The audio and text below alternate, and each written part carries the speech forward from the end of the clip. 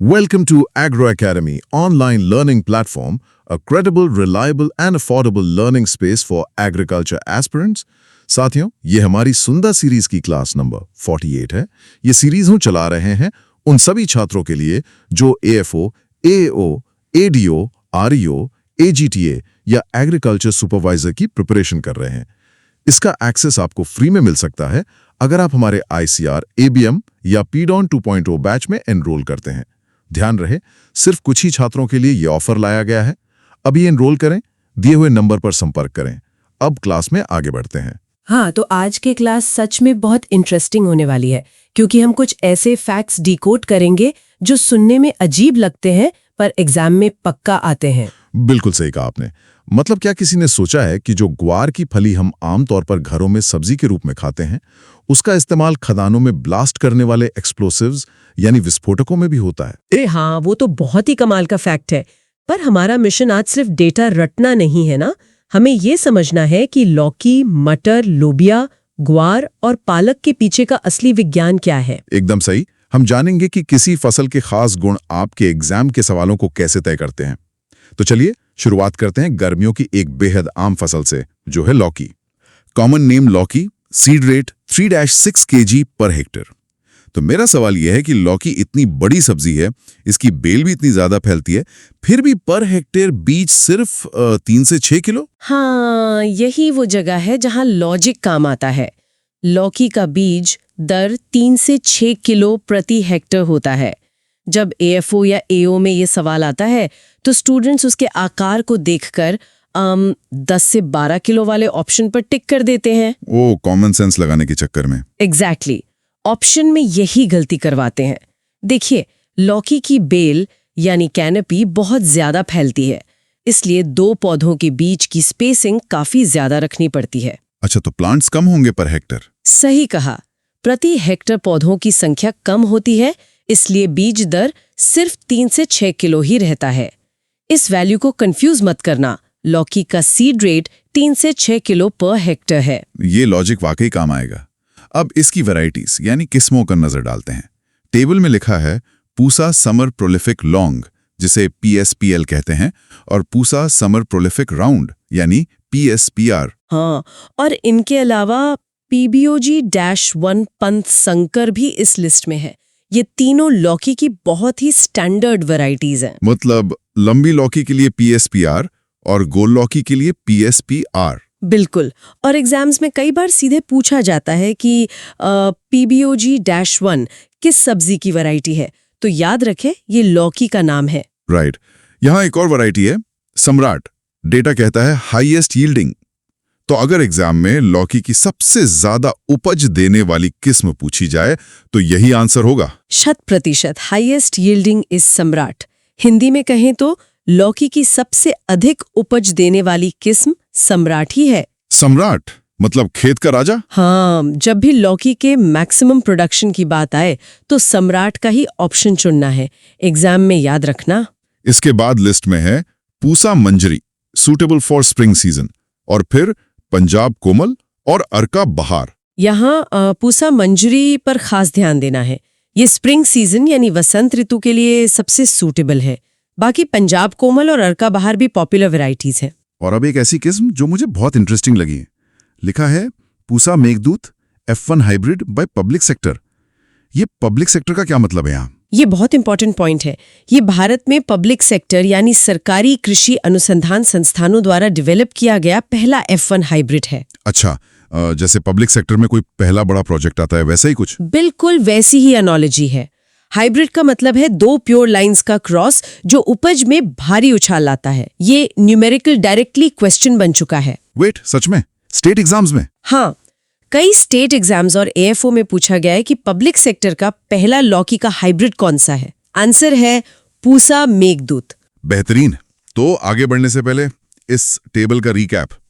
बीज दर 3 से 6 kilogram per hectare, सम्राट सबसे ज्यादा उपज वाली और पूसा मेघदूत पहला पब्लिक सेक्टर हाइब्रिड है। याद रखो, सम्राट की लौकी सबसे ज्यादा उपज देती है और मेघदूत पब्लिक सेक्टर का हीरो है। एकदम perfect recap.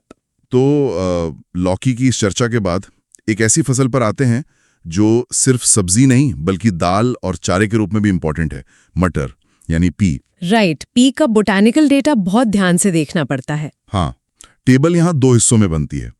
Garden pea is Pisum sativum variety hortense, use of garden pea, canning, green vegetable, table pea. और उसके ठीक नीचे क्या लिखा है? लिखा है field pea is Pisum sativum variety arvense, use of field pea, dal, fodder, green manure. ये बोटानिकल डिवीजन क्यों किया गया है? डिवीजन सीधे उनके यूज पर बेस्ड है। गार्डन पी जिसका उपयोग कैनिंग या टेबल मटर के लिए होता है, उसे प्यूसम सेटावियम वैरायटी हॉर्टेंस से कहते हैं। और फील्ड पी को अर्बेंस? हाँ, जिसका उपयोग दाल, चारे यानी फॉडर और हरी खाद यानी ग्रीन मैन्योर के लिए होता है। ऑप्शन में यही गलती करवाते हैं। स्टूडेंट्स दोनों के साइंटिफिक नेम्स मिक्स कर देते होंगे। बिल्कुल, दोनों के वैज्ञानिक नाम ध्यान से पढ़ने जरूरी हैं। हॉर्टेंस मतलब गार्डन और अर्बेंस मतलब फील्ड। अगला पैरामीटर प्रोटीन से जुड़ा है और यहाँ मुझे थोड़ी उलझन है। Protein content in dried seed about 25%, protein in tender pod 7.20%। इसमें क्या उलझन लगी? जब फली सूख जाती है तो प्रोटीन 7% से सीधा 25% कैसे हो जाता है?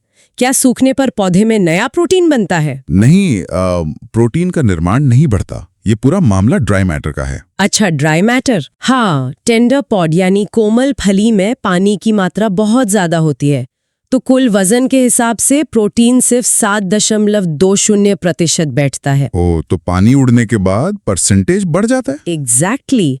जब ड्राइड सीड होता है, पानी उड़ जाता है और दाने का टोटल वेट कम हो जाता है, इसलिए सूखे वजन के अनुपात में प्रोटीन करीब 25% हो जाता है। ये लॉजिक तो बहुत सिंपल था। आफोमेन्स में ये वैल्यू कई बार आई है, इस वैल्यू को कंफ्यूज मत करना।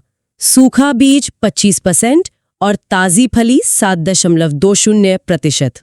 आगे डेटा कहता है state with maximum area in production Uttar Pradesh और popular canned vegetable in India pea. बिल्कुल, यूपी मटर का गढ़ है और कैनिंग के मामले में मटर पूरे इंडिया में सबसे पॉपुलर सब्जी है। यहाँ एक पॉइंट है, sweeter seeds, wrinkled seeded varieties. अगर खेत में बिना चखे मीठी मटर पहचाननी हो तो ये झुर्रीदार वाला क्या लॉजिक है? ये मटर के जेनेटिक्स और मेटाबॉलिज्म का कमाल है। Sweeter seeds are wrinkled seeded varieties. Hindi में कहें तो झुर्रेदार बीज वाली किस्में मीठी होती हैं। और वो झुर्रेदार होती क्यों हैं? क्योंकि पकने के दौरान जिन वैरायटीज में शुगर स्टार्च में कन्वर्ट नहीं हो पाती, वो सूखने पर सिकुड़कर रिंकल्ड हो जाती हैं। ओ, मतलब उनमें शुगर बची रह जाती है। सही पकड़ा, इसीलिए वो खाने में मीठी होती हैं। एग्जाम में याद रखना, मीठा मतलब झुर्रेदार। कमाल का जेनेटिक्स है। अगला है इंस्ट्रूमेंट फॉर मैच्योरिटी मेजरमेंट, टेंड्रोमीटर। ये टेंड्रोमीटर असल में मापता क्या है? परिपक्वता यानी मैच्योरिटी मापने का यंत्र टेंड्रोमीटर कहलाता है। जैसे जैसे मटर पकती है वो सख्त होती जाती है। तो क्या ये उसकी सख्ती मापता है? हाँ, टेंड्रोमीटर मटर के दानों को कुचलकर मापता है कि उनमें फिजिकल रेजिस्टेंस कितना है। उस रीडिंग से कटाई का सही समय तय होता है। ये न्यूमेरिकल डायरेक्टली क्वेश्चन बन चुका है। अब किस्मों की तरफ चलते हैं। आजाद P-1 और जवाहर मटौर -1 susceptible to powdery mildew. Azad P1 एक आम वैरायटी है, लेकिन जवाहर मटौर 1 चूर्णी फफूंद यानी पाउडरी मिल्ड्यू डिजीज के प्रति संवेदनशील है, मतलब ससेप्टेबल है। मतलब इस पर फंगस आसानी से अटैक कर सकती है। बिल्कुल, इस बीमारी का ध्यान रखना पड़ता है। इसके बाद है Bonneville, suitable for dehydration, introduced variety. Arkel, sickle shaped pods, wrinkled seeds और सिल्विया, होल पॉड एडिबल। हाँ, इन सब की अपनी खासियत है। पर एक सेकंड, पूरी फली खाने योग्य छिलके के साथ, ये कैसे पॉसिबल है? ये सिल्विया की बहुत ही खास बात है। आमतौर पर मटर के फली के अंदर एक सख्त रेशेदार परत होती है जिसे पार्चमेंट लेयर कहते हैं। इस वजह से हम छिलका नहीं खा सकते। अच्छा, तो सिल्विया में ये लेयर नहीं होती। एग्जैक्टली। सिल्विया में ये पार्चमेंट लेयर नहीं होती, इसलिए इसकी पूरी फली यानी होल पॉड खाने योग्य होती है। और बोनविल डिहाइड्रेशन के लिए बेस्ट है। हाँ, बोनविल बाहर से लाई गई इंट्रोड्यूस्ड किस्म है और डिहाइड्रेशन के लिए उपयुक्त है। और आकिल की फलियां हंसिया यानी सिकल के आकार की होती हैं। और इसके बीज झुर्रेदार होते हैं, मतलब ये मीठी होती है। सही कनेक्ट किया आपने। आगे लिस्ट में है आर्का अजीत और रचना, जिनके आगे लिखा है पाउडरी मिल्ड्यू रेजिस्टेंट। यही एग्जामिनर स्टूडेंट्स को फंसाता है। आका अजीत और रचना पाउडरी मिल्ड्यू के प्रति रेजिस्टेंट है, जबकि जवाहर मटोर 1 ससेप्टेबल है। ऑप्शन में यही गलती करवाते हैं, राइट? बिल्कुल। प्रतिरोधी और संवेदनशील किस्मों के नाम कभी मिक्स मत करना। और भी वैरायटीज हैं यहाँ। Harbhajan extra early variety, Hisar हरित -1 और अपर्णा या HFP-4 first dwarf variety. Harbhajan extra early किस्म है जो जल्दी मार्केट में आती है, और अपर्णा या HFP-4 मटर की पहली बौनी किस्म यानी फर्स्ट ड्वार्फ वैरायटी है। एग्जाम में याद रखना, बौनी किस्म का नाम अपर्णा है।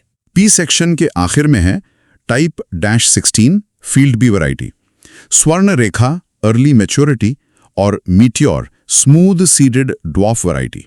टाइप 163 दाल वाली मटर है, स्वर्ण रेखा जल्दी पकने वाली अर्ली मैच्योरिटी वैरायटी है, और मीटियोर ड्वार्फ वैरायटी है जिसके बीज एकदम स्मूथ होते हैं। बहुत ही डीप नॉलेज थी।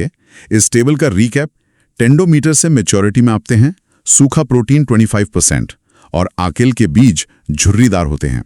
याद रखो, यूपी का टेंडोमीटर 25% प्रोटीन मापता है। बढ़िया मेमोरी लाइन है। आपकी तैयारी को नेक्स्ट लेवल पहुंचाने के लिए एग्रो एकेडमी ने IBPS AFO फाउंडेशन लॉन्च कर दिया है। कंप्लीट कॉन्सेप्ट क्लैरिटी कंपटीशन से आगे रहने के लिए अभी ज्वाइन करें, जिसमें सुंदर सीरीज का एक्सेस फ्री है। अधिक जानकारी के लिए दिए हुए नंबर पे कॉल करें। चलिए लेक्चर कंटिन्यू करते हैं।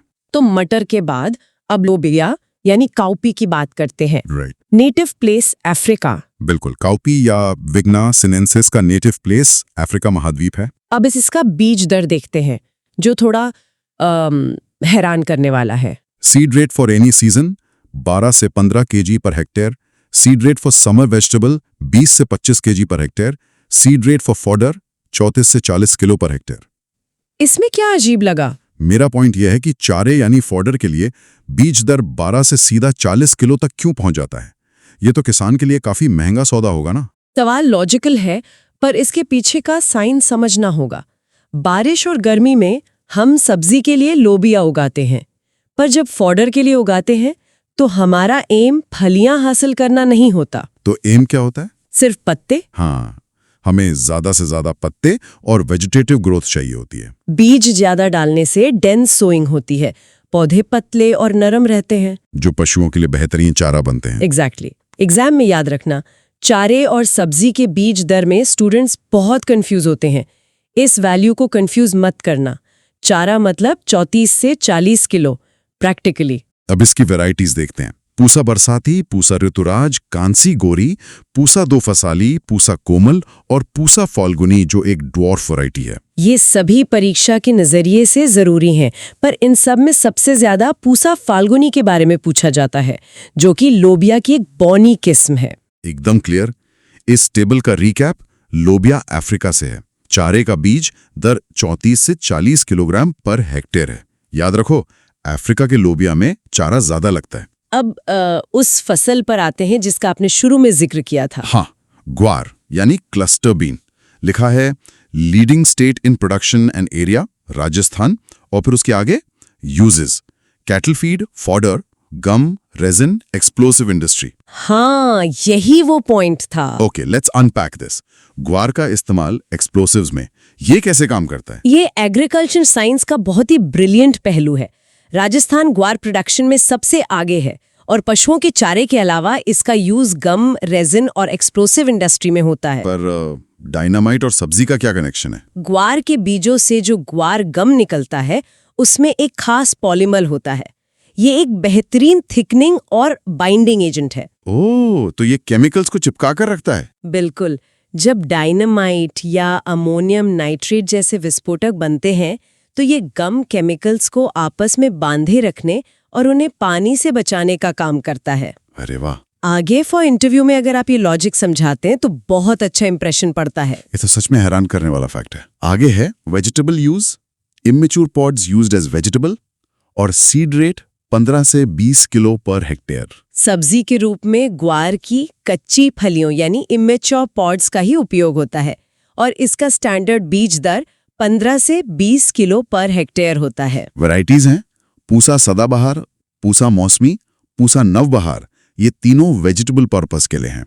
और दुर्गापुरा सफेद, जो ग्रेन पर्पस अर्ली वैरायटी है। हाँ, पूसा सदाबहार, मौसमी और नवबहार सब्जी के उद्देश्य से उगाते हैं, जबकि दुर्गापुरा सफेद अनाज यानी ग्रेन के लिए एक अगेती किस्म है।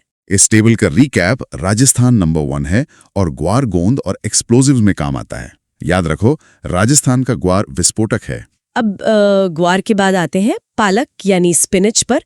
बेटा वल्गैरिस वैरायटी बेंगलेंसिस। यहाँ लिखा है सीड रेट 20 से 25 केजी पर हेक्टेयर। पालक का बीज दर 20 से 25 किलो होता है। अगर आप ध्यान दें तो ये वैल्यू लोबिया की समर सब्जी के सीड रेट के बराबर है। हाँ, सही कहा। एग्जाम्स के लिए ऐसी वैल्यूज को लिंक करके याद रखना चाहिए। एग्जैक्टली। पालक की किस्में थोड़ी स्पेशल लग रही हैं। Punjab green, all green, Pusa हरित, पूसा ज्योति, जोबनर ग्रीन जो एक म्यूटेंट वैरायटी है, और पूसा भारती जो पोलीप्लॉइड है। ये किस्में थोड़ी एडवांस ग्रीडिंग का नतीजा है। ये जेनेटिक्स के भारी शब्द म्यूटेंट और पोलीप्लॉइड पालक में क्या करते हैं? देखिए, बाकी वैरायटीज तो नॉर्मल है, लेकिन जोबनर ग्रीन एक म्यूटेंट वैरायटी है। मतलब इसके जेनेटिक कोड में म्यूटेशन के जरिए बदलाव किया गया है इसको बेहतर बनाने के लिए। और ये पॉलीप्लॉइड का क्या चक्कर है? पूसा भारती एक पॉलीप्लॉइड किस्म है। आम पौधों में क्रोमोसोम के 2 सेट होते हैं, पर पॉलीप्लॉइड में क्रोमोसोम के सेट बढ़ा दिए जाते हैं। उसका फायदा क्या होता है? उससे कोशिकाएं यानी सेल्स बड़ी हो जाती हैं और पालक के पत्ते ज्यादा बड़े, मोटे और रसीले पैदा होते हैं। ये न्यूमेरिकल डायरेक्टली क्वेश्चन बन चुका है कि पालक की म्यूटेंट या पॉलीप्लॉइड वैरायटी कौन सी है? हाँ, सीधे यही सवाल आता है। बेहतरीन। इस टेबल का रिकैप: बीज दर 20 से 25 केजी, जोबनर ग्रीन म्यूटेंट है और पूसा भारती पॉलीप्लॉइड। याद रखो, पालक का म्यूटेंट जोबनर से आता है। Perfect memory line. आज की क्लास के आखिरी हिस्से में हम उन बीमारियों और कीटों पर फोकस करेंगे जो इन फसलों को बर्बाद करते हैं। टेबल में सबसे पहले मटर का कीट है, स्टेम बोरर, यूजोफेरा पैटिशला। स्टेम बोरर यानी तना छेदक। इसका वैज्ञानिक नाम यूजोफेरा पर्टिसेला है। ये पौधे को मारता कैसे है? ये कीट मटर के तने के अंदर घुसकर उसे खोखला कर देता है। जब तना खोखला हो गया तो पानी और न्यूट्रिएंट्स का फ्लो रुक जाता है और पूरा पौधा सूख जाता है। तो इनके साइंटिफिक नाम एग्जाम में डायरेक्ट आते हैं। हाँ, कीटों के नाम सीधे मैच द फॉलोइंग वाले सवालों में पूछे जाते हैं। मटर की एक प्रमुख बीमारी यहाँ लिखी है, पाउडरी मिल्ड्यू, एरिसेपे पोलिगोनी। पाउडरी मिल्ड्यू यानी चूर्नी फफूंद। इसका पैथोजन है एरिसेपे पोलिगोनी। ये तो वही है ना जिसके बारे में हमने वैरायटीज वाले टेबल में पढ़ा था? हाँ, याद कीजिए, हमने देखा था कि जवाहर मतोर 1 इसके प्रति ससेप्टेबल है और अर्का अजीत और रचना इसके प्रति रेजिस्टेंट है। राइट, ऑप्शन में यही गलती करवाते हैं। बिल्कुल। बीमारियों के वैज्ञानिक नाम और उनके रेजिस्टेंट वैरायटीज को हमेशा एक साथ लिंक करके ही याद रखना चाहिए। और आखिर में लोबिया का प्रमुख कीट, major pest of cowpea, pod fly Ophiomyia phaseoli. Pod fly यानी फली की मक्खी, ये लोबिया का मेजर पेस्ट है। इसका नाम ओफियोमिया फेसियोली है। ये फली को नुकसान कैसे पहुंचाती है? ये मक्खी लोबिया की फलियों के अंदर अंडे देती है और इसके मैगेट्स अंदर ही अंदर बीजों को खाकर फसल को पूरी तरह बर्बाद कर देते हैं। ओह, मतलब बाहर से पता ही नहीं चलेगा। एग्जैक्टली।